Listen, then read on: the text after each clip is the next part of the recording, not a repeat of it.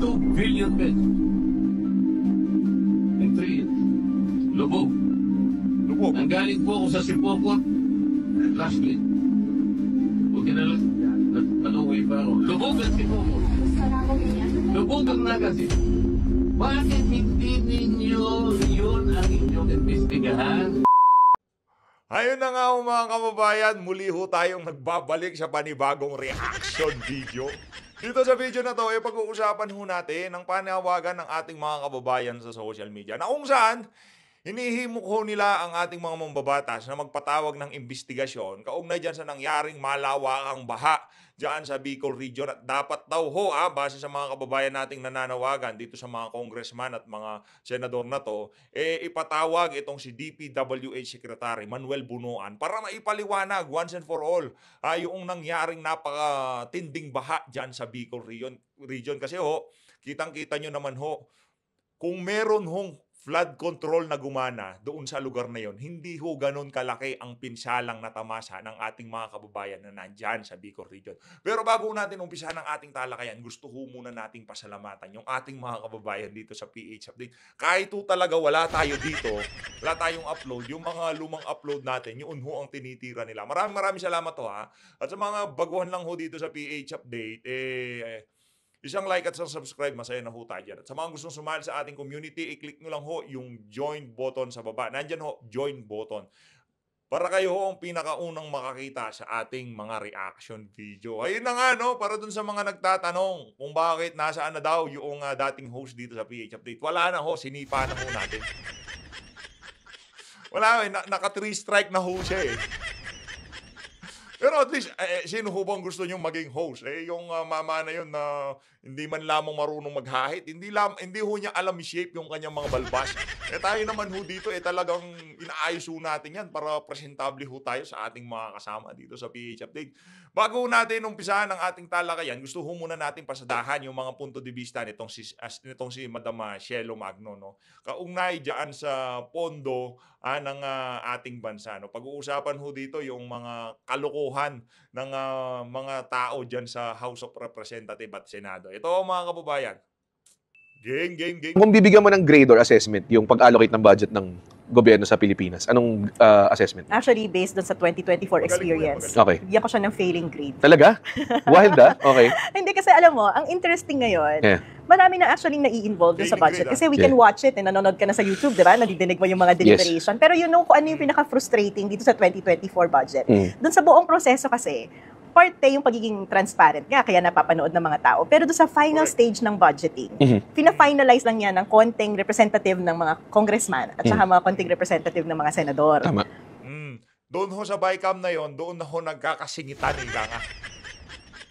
For example, wala naman hong proyekto ang ahensya ng Department of Education. Wala naman ho silang proyekto na ganito na dapat ponduhan ng ganito kalaki. Magkakagulatan na lang ho, bigla merong 10 billion na sobra doon sa budget na hinihingi nila. Tapos naman ho diyan sa DSWD, wala naman hong akap-akap. Pagkatapos ng BICAM, magkakagulatan na lang, bigla hong merong pondo para sa akap. Partida, yung mismong proyekto, hindi ho alam ng mismong sekretary ng DSWD. Meron din ho, di lang ho dyan nagsisingit itong mga walang yan to. Diyan sa COMELEC, di ba?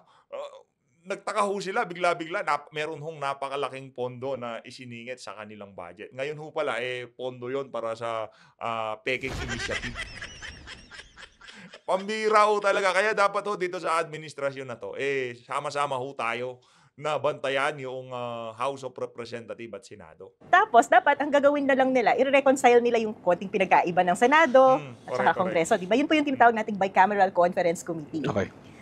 Kaya lang, ang nangyari dito sa 2024, pagkatapos ng mag-BICAM, dinoktor-doktor nila. Okay. Completely, binago-bago. So, alam mo nangyari, after nag-BICAM, yung budget ng Senado lumaki by 2 billion pesos. What? Yung budget ng House of Representatives lumaki by 12 so billion pesos. 12 billion pesos? Ano ang tokwa? Ibang klase ho talaga tong mga crocodile dyan sa House of Representatives. Lumaki ho by 12 billion pesos.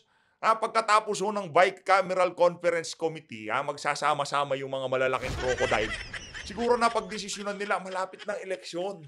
Sa tingin natin, kailangan natin dagdagan yung mga pondo natin. Dagdagan natin ng 12 billion pesos. Ang tanong, sinong mag-o-audit dyan sa 12 billion na yan? Paano mabubulat-lat yan na sambayan ng Pilipino? Paano malalaman ng sambayan ng Pilipino kung saan napunta at ginasta yan 12 billion na yan? For short, nasaan yung accountability na talagang nananawagan ng sambayan ng Pilipino dito sa administrasyon na to ni Marcos Jr.? Pwede ho nyo bang sagutin? Kayo dyan sa House of Representatives, sa bagay, no? Wala naman tayong magagawa kasi hanggang ano lang tayo dito, kumbaga, gawan natin ng content. Ngayon, yung ating mga kababayan, ipagpasakamay na lang ho natin ng Diyos ang lahat-lahat, ika nga. May awa naman ho ang Diyos. Alam ho natin kaya nangyayari ang mga bagay na yan. Meron ng divine intervention, ika nga, di ba? Pagkatapos mong inabang yung 5,500 flood control, di man nag-2 linggo, merong napakalakas na bagyo. Kaya, ito ho lagi natin sinasabi dito sa PH Update. Kalma lang. Kalma. May oras sa lahat ng bagay. Kung oras nila ngayon, pagbigyan niyo ho sila. 12 billion? Oo. So may 14 billion na... Hindi lang 14, na nadagdag, diba? Tapos, Grabe. itong unprogrammed appropriation, hindi ko pa na-explain Naku. kung ano Yeah, itong yeah. unprogrammed appropriation na to. Yan. Lumaki by 450 billion pesos. Ang program appropriation, lumaki ng 450 billion. Naku po, yari tayo dyan. Mapapaganito na lang ho talaga tayo eh. Ang galing, ang galing. Ang galing. What? At itong DPWH, lumaki by 175 billion pesos. Alam mo Wow. kung bakit DPWH, lumaki ng 175 billion. Paldo na naman yung mga crocodile dyan sa DPWH. Kaya pala nakita natin, ito experience. Hindi ko lang alam dito lang sa lugar namin. Kada daanan ho naming daan, puro ginagawa. Meron namang okay naman yung daan, pinagbububutas. Dahil ba yan dyan sa karagdagan 175 billion? Anak ng toko. frustrating. Kasi ang idea sana ng buong budgeting process, halimbawa, ikaw anak kita, diba? Ba't naman kita bibigyan ng pera ng halimbawa, underperforming ka, di ka nag-aaral mabuti. Ba't kita bibigyan ng pera Tama, oo. So, syempre, bata yun sa performance mo as a Correct. student, Yeah. diba? At saka, bakit kita bigyan ng sobra-sobrang pera kung halimbawa, mag-enroll ka lang ng mga extracurricular mo? Exactly. Diba? Ba't Parang kita kahit anong kumpanya, kunwari, kung may produkto kang hindi mo ibenta, hindi mo na siya bibigyan ng Diba? marketing budget masyado. dapat Ganun, oo. performance-based, Yeah, yeah. diba? Oo. So, nung pinrepare itong mga budget na to, halimbawa, nag-submit si DPWH, si DOH, si DepEd, batay yan dun sa performance nila the previous years. Kung Correct. gaano sila kagaling mag-implement ng mga Kagaling. projects nila. So, itong si DPWH, based dun sa mga discussion sa Senado, ang kanyang kakayahan lang to implement their flood control projects ay around 40 to 50%. So, ibig sabihin, kapag Naku, yari tayo dyan. 40 to 50% lang yung galing ng ating DPWH sa pagpapa-implementa ng flood control. Ang tanong nung panahon ni Tatay Digong, gusto ho nating ibangga itong mga datos na to. No? Well, pero wala pa ho tayong nakikitang nagsa-surface ng mga ganyang klaseng datos. Nung panahon ni Tatay Digong, bakit may bagyo pero walang bahang ganyang kalaki? Gaano ba katindi yung implementation nila ng flood control noong mga panahon na yun? Kaya abangan ho natin sa mga susunod na panahon. Ang atin lang naman ho dito, wag ho tayong magsawang manawagan dito sa administrasyon ni Marcos Jr. Para mapilitan ho sila na ibigay yung nararapat para sa taong bayan. Kasi pagka nanahimik na tayo dyan, wala na, talo na ho tayo kagad. Pagka tayo nanahimik na, wala na, lugi na ho sa bayan ng Pilipino dyan. Kaya kailangan ho nating idire-diretso ang ating mga panawagan, yung ating mga pagsasalita, na dapat magkaroon ng transparency, accountability, ay itong administrasyon na to ni Marcos Jr. pag inallocatean mo siya ng budget para gawin tong mga flood control na to, kalahati lang yun ang i-implement niya in Wow. 1 year. Oo. Okay, so My goodness. pinag-aralan na yan, kaya itong budget na binigay sa'yo this year ay batay sa performance mo. Ngayon, mapapatanong ka, bakit after the BICAM, nilakihan pa ng 175 billion pesos given the quality ng performance ng DPWH? Oo nga. So, Diba? paano So, nangyayari bakit? yung mga ganyan? Nangyari lang yung lahat yan sa bicameral committee na kung saan hindi naka-livestream. Oo nga. So, hindi mo na monitor, hindi mo alam Dapat ho ata manawagan din ho tayo na dapat ma-livestream yung na yan, no? Yung bicameral. Kasi sila lang nag-uusap eh. Sambayan ng Pilipino na may-ari ng pera, hindi ho sa kasama sa usapan. Yun ang kinakasama ng loob natin dito. Dapat tayo ang may-ari ng pera, dapat pagdating sa usapan, kasama ho tayo dyan. Alam ko sino yung mga naglagay-lagay ng insertion na yan at dahil pag tinignan mo yung budget, ganyan yan kakapal, pagbalik niyan sa Senado at saka sa House of Representatives, siguro wala nang nagbasa. In-approve na. Okay.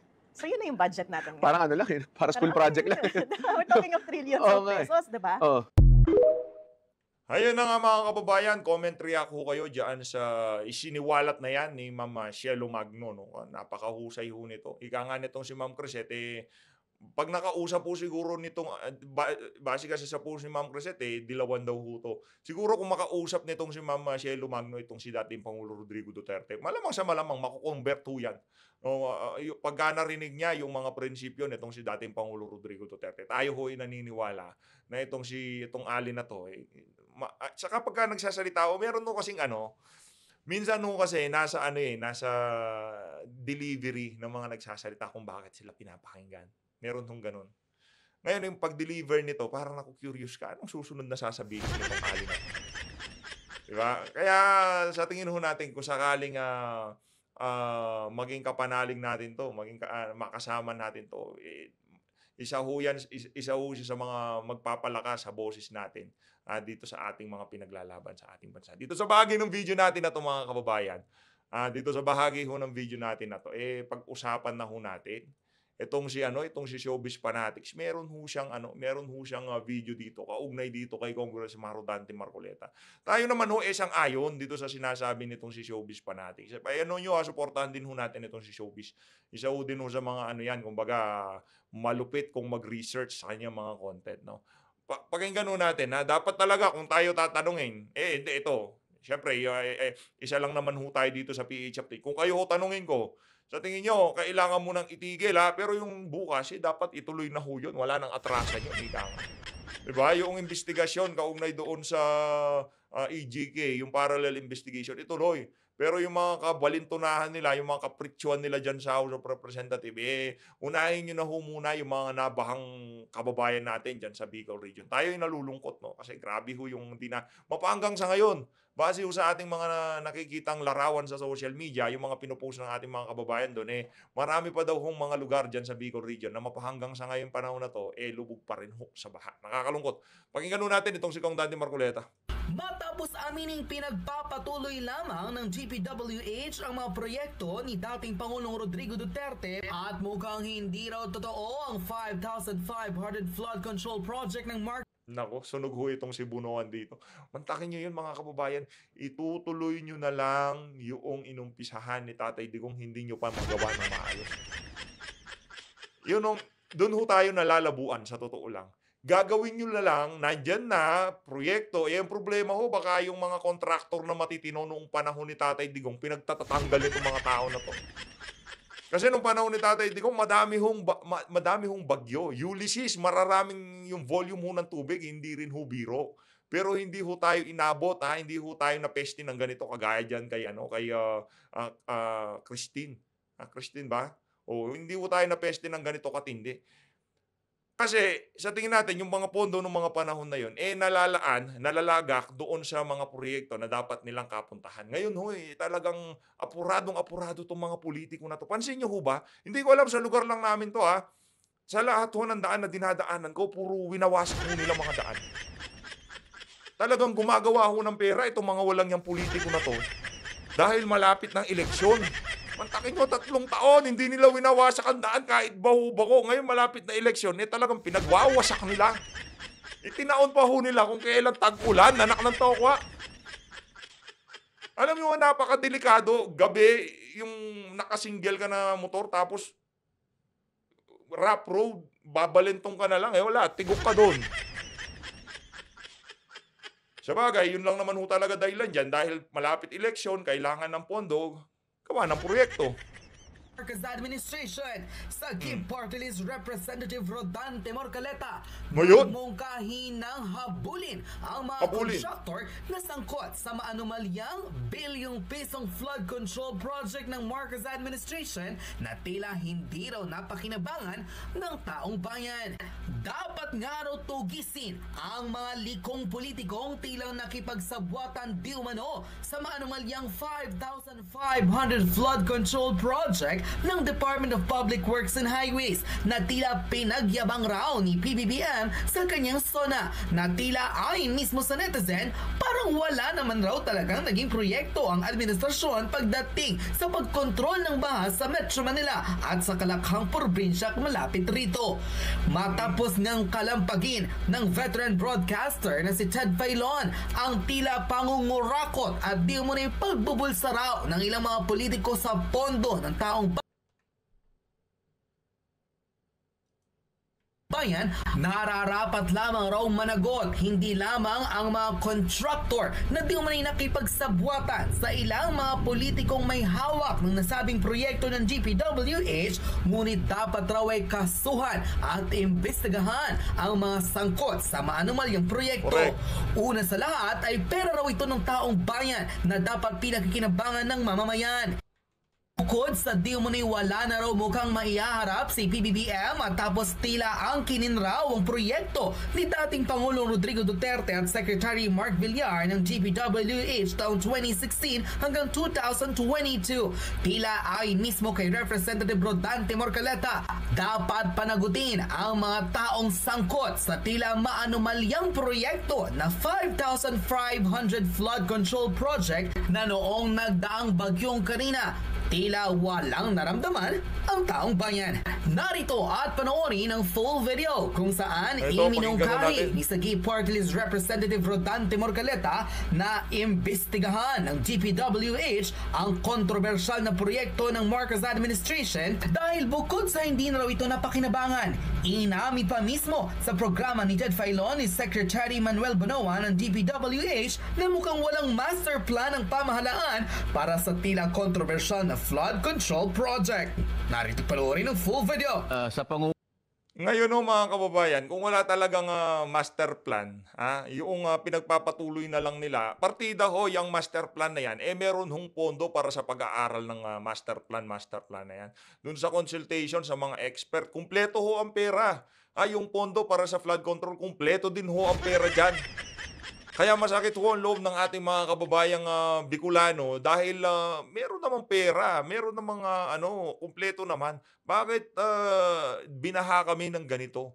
Yun ho ang katanungan ng ating mga kababayan dyan sa Bicol Region. Kaya dapat ho talaga imbestigahan yan. Kailangan ipatawag itong si DPWH Secretary Manuel Bonoan. At lahat ng ahensya na involved, mga kontraktor, lahat ho, isa-isahin ho nila. Ang galing-galing nilang magtanong-tanong dyan. Lahat na lang, kinakalkal nila, pati mga love life, di ba? Bakit hindi ho nila pakialaman itong issue na to? Bakit hindi natin hanapin mula sa taas hanggang sa baba kung sino yung mga kontraktor, listahan ng mga nanalong bidder diyan sa mga proyekto na yan. At tanungin natin sila, anong nangyari? Bakit dumaan lang yung tubig, wasak yung mga flood control na yan? Hindi gumana yung mga pumping station na yan.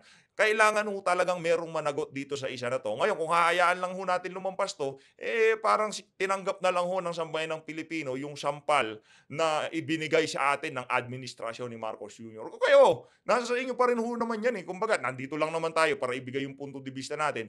Pero kung paano nyo ho tatanggapin yung mga kaganapan na yan, nasa individual pa rin mga Pilipino yan. Nasa kanya-kanya pa rin natin pag-iisip yan, mga post sa social media, kung sino yung mga susundan natin. Naniniwala pa ba tayo sa mga sinasabi ng administrasyon na to? Lagi pa rin ho tayong babalik sa ating mga sarili kung anong mga gagawin nating hakbang pagkatapos ng napakatinding kaganapan na to. Nakakalungkot ho, no? Nakakalungkot.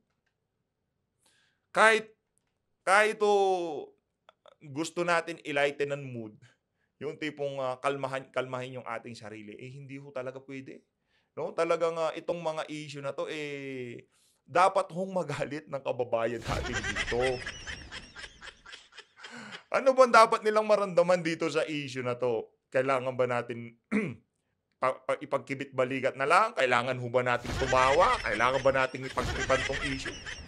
Ang kailangan hong maramdaman ng sambayan ng Pilipino dito, galit. Kasi doon mag-uumpisang makinig ang administrasyon. Pagka kayo ho ba, pagkagalit na yung mga magulang nyo, yung mga boss nyo, ano ho bang ginagawa nyo? Natural, magtitino kayo. Tayo ho ang boss nitong mga walang yung politiko na to Hindi ko si Kong Dante. Si Kong Dante, hindi ano yan. Isa sa mga idolong politiko yan, ika nga. Tayo ang amo nitong si Marcos Jr. at nitong si Manuel Bunoan. Pag hindi ho tayo nagpakita na galit dito sa administrasyon na to, uulit-ulitin lang ho nila ang ginagawa nilang panluloko na yan sa sambayan ng Pilipino. Pwede namang hanapin yung mga inilatag na mga flood. Teka lang, Kong Dante, alam ko, maaaring hanapin, maaaring himayin yung mga yan. Pero doon sa mga nagtatanong, meron daw ho tayong kamukhang artista. Marami hong nagsasabi niyan. Pero ito lang ho, sagot ko lagi sa kanila. Mas pogi ho ako dyan. Hindi. Ano naman, okay lang naman. Thank you ho. Salamat. Kung sinasabi niyo kamukha ko siya, di nasa sa inyo ho yan, di ba? Ganun ho talaga ang buhay dito. Pero, ano nga si PH update ho ito? Control projects. Ano ba nangyari dyan? Siya sa atin ngayon ng DPWH. Kasi maring tama yung statistics 5,500 flood projects. Blood project. Siguro kailangan nating siya sa atin. Bakit nagkaganon, di ba? Sa mga tweet, nailatag ngayon ng flood control projects. Ngunit, baka yung pagkakagawa ang problema. So hanapin mo ngayon lahat ng mga kontraktor ng mga flood control projects na yan. Siya sa atin, i-audit lahat yan, hindi ba? Yan ang tama, Papanagutin ang dapat na managot dyan. Kasi maaaring inilatag mo, humingi yung isang constituent, kasi po meron kaming flood problem dito. So binigyan halimbawa.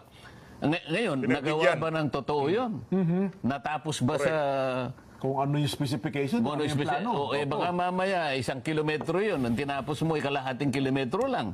So wala ding mangyayari. Babaha talaga. So wala rin kapupuntahan pala yung ginawa mo. Dapat dito, may audit lahat yan. Kaya ang nangyayari sa ating COA kasi, Jen, alam mo naman, post-audit. Post-audit nga. Hindi pa nga na-post-audit.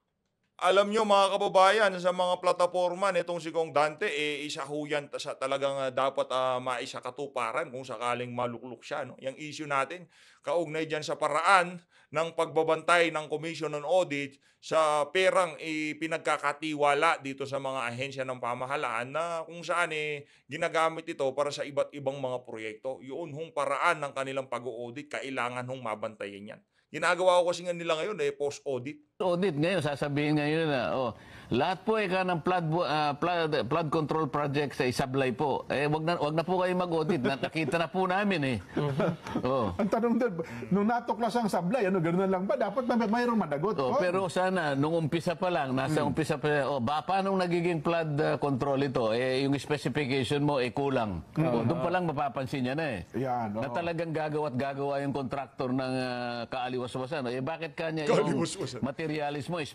word of the day kaaliwas-wasan. Si Kong Dante, out of this world yung mga ginagamit niyang termino. Mga kabalintunan.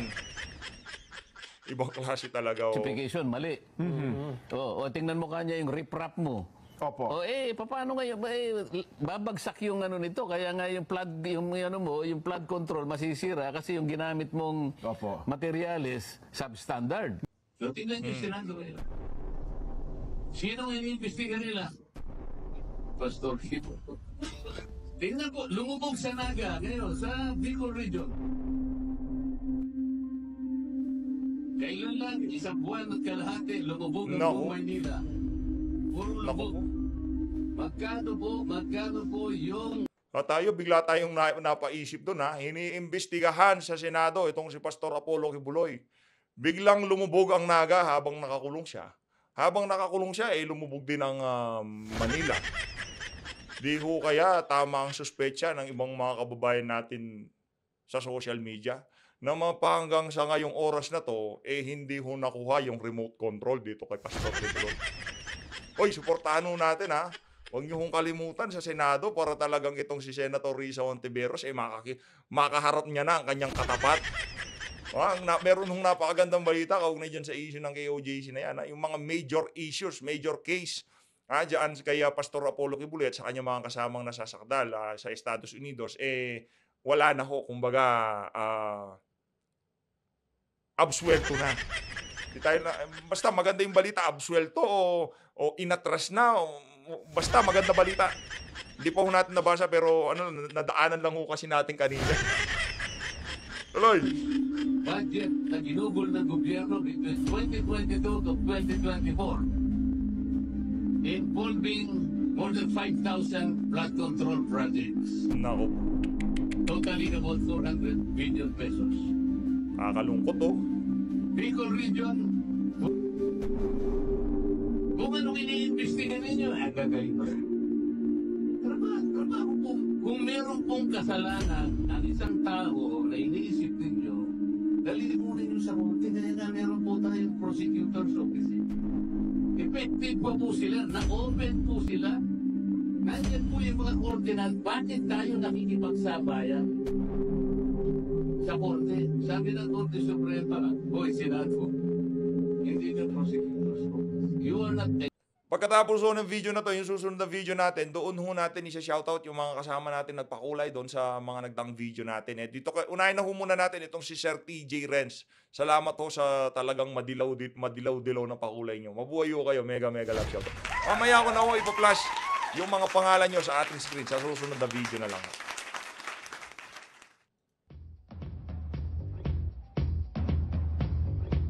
Pag-uusapan natin ang Ito talagang si Showbiz Fanatics, ilinatag niya na lahat ng mga argumento tapos i-intro pa lang yon. I-intro pa lang. Ano to? Kay ibang klase. Itong isang matikas na saludo para kay Showbiz Fanatics. Di ba? 5,500 flood control project ng Marcos administration. Guys. So, mula ng 2022 until now, 2024, ang naggastos sa flood control is 400 billion pesos. Okay guys, hindi malit na pera yon. Tapos, sa Bicol Region, kung saan nasa lanta mismo ng Bagyong Christine, guys, umabot ng 22 billion pesos lang sa Bicol Region. Ay saldi ko, no? Ako Bicol Party List. Shoutout sa'yo, no? So, Shoutout sa'yo. sabi, Hoy, saldi ko. Ako Bicol Party List. Shoutout sa'yo. Hirap no, di ka na binabanatan ni BP Sara pero ikaw pa rin ang star ng araw-araw ngayong panahon na to. Ikaw pa rin ang bida araw-araw. Mahilig ko kasi magpabida yung si Saldi ko. Ngayon, hindi na ho siya binabanatan ni BP Sara. Ang bumabanat ho sa kanya, mismong inang kalikasan na. ni Senator Villanueva, ang flood control project ay ginagastos na ng 1.4 billion pesos kada araw. Guys, imagine guys, 1.4 billion pesos kada araw. Ang tanong guys, nasaan yung 5,500 flood control? Para alam namin. Tapos, ang dami niyong iniimbestigan sa Senado, no? Sa Congress. Hindi naman kayo authorized mag-imbestiga eh. Parang gusto ko yung papatunguhan ng vlog mo, sir. Shoutout dito kay sir kung sino man ho kayo. Walang nakalagay na courtesy dito kay Showbiz Fanatics. Pero shoutout ho mega love shoutout. Mabuhay ho kayo at ang inyong mga content.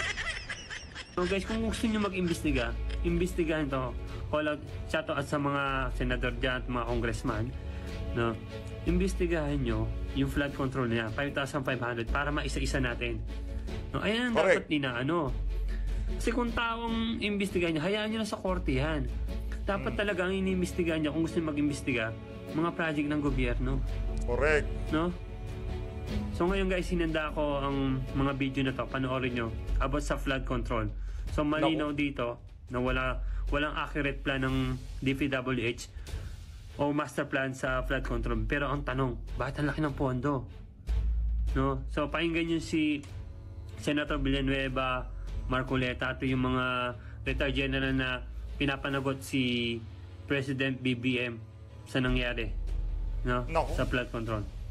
Pagka nanawagan na ho dyan, yung ating mga kababayang nasa military, mga government official na talagang alam naman ho natin na hindi bumabaling sa mga kalokohan ng administrasyon na to, dapat na hong makinig itong si Marcos Jr., no? Kasi dumadami ho eh. Pansin niyo ba, lumalakas yung ating boses? Yung kanila naman ho, umihina at wala na hong nakikinig sa kanilang mga paliwanag at eksplanasyon sa mga kalokohang nangyayari ngayon sa ating bansa. Pansin niyo ho ba yun? So guys, panoorin nyo. Mahigit 5,500 flood control project ang natapos na at marami pang iba ang kasalukuyang ginagawa. Yan ho yung zona nitong si Marcos Jr. Talagang ibinida niya. Talagang ibinandera niya yung 5,500 flood control projects na natapos na at kasalukuyang pa daw ginagawa. Anak ng toka. Tingnan. 1 billion kada araw, mahigit 1 billion kada araw ang winawaldas ho sa pera na galing sa kaban ng sambayan ng Pilipino. Ang winawaldas nila dyan sa flood control na yun. 1 billion kada araw. Mantakin nyo, imagine nyo na lang ho, 1 billion kada araw. Ang winawaldas nila para dyan sa flood control. Bakit walang nagiging resulta? Kasi mahigit sa 400 billion kada taon. Mahigit 300 days lang ang isang taon. Kaya umaabot po siya ng, hindi po tayo magaling sa math, pero okay na yun. Magaling naman, ano ba naman gagawin niyo dyan? Lang na manunood lang kayo. Mag-compute din kayo. Diba? 1 billion, mahigit 1 billion kada araw. Sa buong bansa. Flood Management National Government Budget. Naku. Ngayong taon po, 2024, mas mataas Grabe po naman ang yan. inilaan na budget ng Kongreso.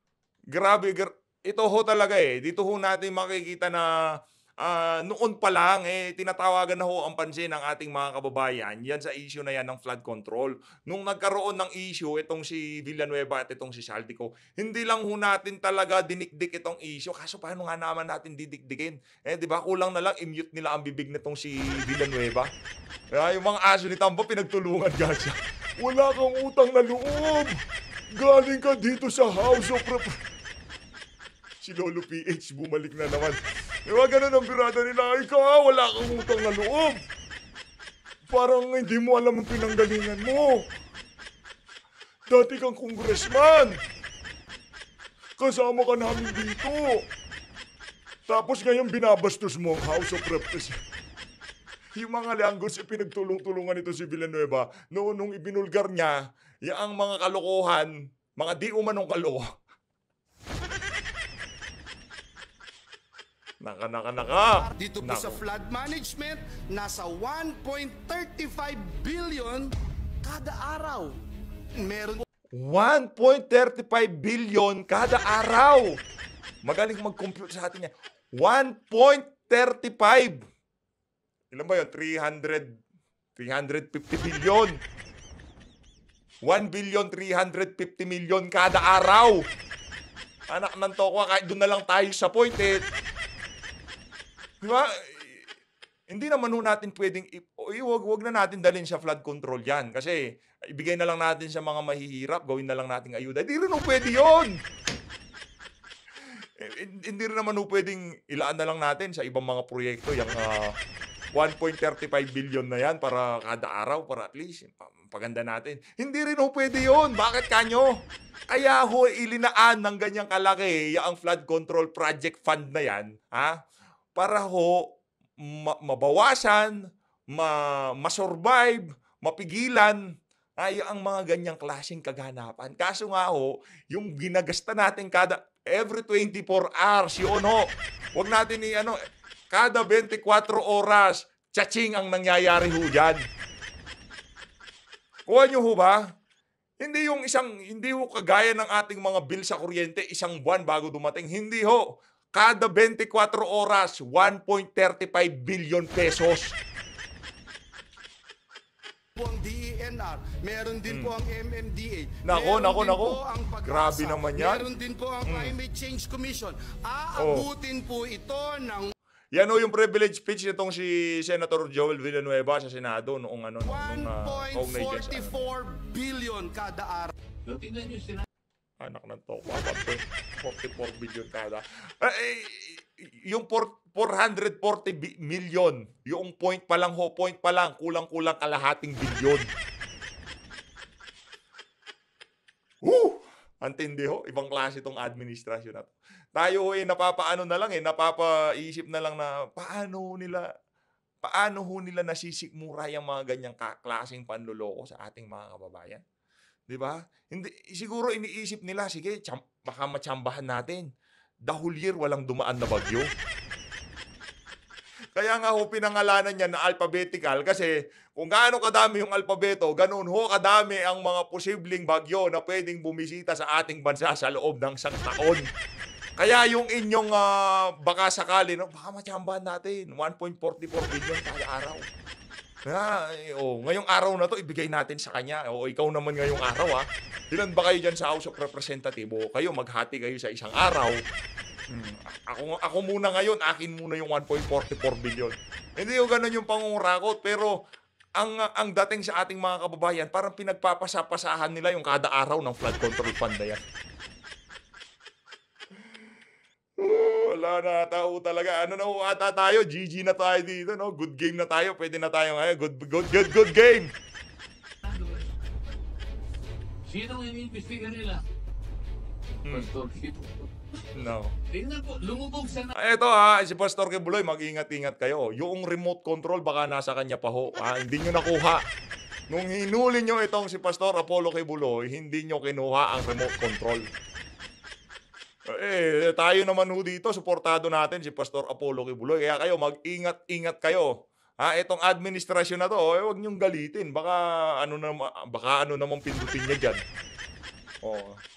Pansin nyo lang ito, totoo lang. Ito, hindi natin alam, meron na tayo napanood na ganito. Hindi natin malaman kung coincidence lang ba to o merong divine intervention kaya nangyari itong mga ganitong klaseng bagay kasi puro kayabangan yan ang nga ba sinasabi na huwag natin iuna yabang. Anak ng tokwa. Huwag mo natin iuna yabang. Puro kayabangan. No, itong bibida mo 5,500. Biglang bumagyo walang gumana na.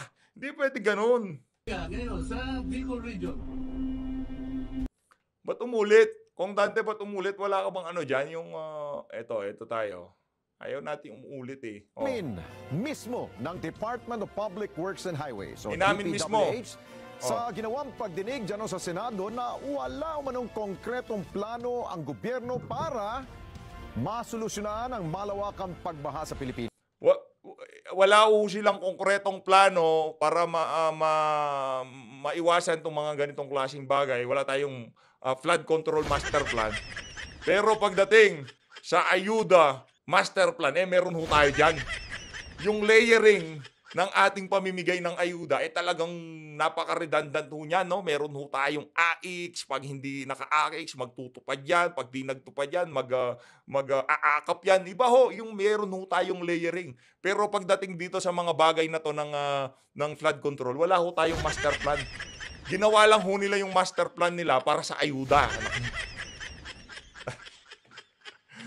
Roy. Sa harap nito, kinwestiyon naman ng ilang mambabatas kung saan napupunta at saan ginamit ang pondong laan para sa flood control project ng gobyerno. Kunin natin ang live report ni Mean Corvera. Mean, nakalulungkot naman dito. Talagang hopeless case na ba yung baha? Alex, yan nga ang malungkot na pangyayari matapos aminin kanina ng mga opisyal ng DPWH na bukod sa walang konkretong plano, wala raw silang pondo para bumili ng mga dredging machine o yung equipment.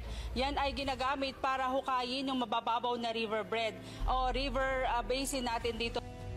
Yun na guys, napanood nyo na yung video. Sabi ng DPWH, ng nakarang investigation sa Senate, wala daw silang pondo. Walang pondo. No, para sa mga pang-drainage, mga makinarya daw, mga machine. Guys, ang laki ng pondo ng DPWH. No? Tapos sasabihin nila wala pa rin pondo. Yun ang problema. Napakalaki ng pondo, 1.44 billion kada araw para dyan sa flood control na yan. Tapos sasabihin nila walang pondo, meron ho tayong problema dyan. Ayun na nga mga kababayan, dito na unahan tatapusin ang ating reaction video. Maraming salamat ho sa pagsama sa ating video na to. Mag-ingat ho kayo lahat. Mabuhay ho kayo lahat, no? Mahalin natin ang Pilipinas. Maraming salamat ho sa pagsuporta. Next video, yung mga nagbigay ng kulay, nagpa-rainbow sa ating comment section. Maraming salamat ho. Doon na lang ho natin i-shoutout, ha? Maraming salamat. Mag-ingat ho kayo lahat. Mahalin natin ang Pilipinas. Saludo. Isang matigas na saludo para galing kay PH. Adios.